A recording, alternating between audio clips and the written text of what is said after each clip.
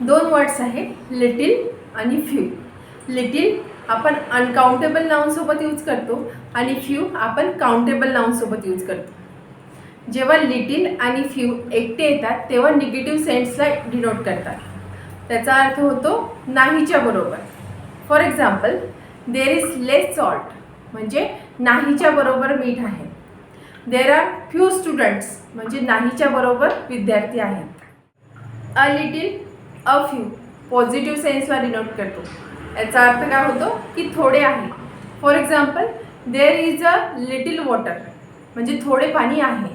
There are a few student म्हणजे थोडे विद्यार्थी आहेत. द लिटिल आणि द फ्यू हे दोघे न्यूट्रल सेन्समध्ये येतात, म्हणजेच जेवढे आहे तेवढे. म्हणजे मी दुःखी नाही आणि मी आनंदी नाही. For example, the little water there are I will drink it म्हणजे जेवढे पाणी आहे तेवढे मी पिणार. The few students there are I will teach them all म्हणजे जेवढे पण विद्यार्थी आहेत त्यांना मी शिकवणार. Subscribe for more.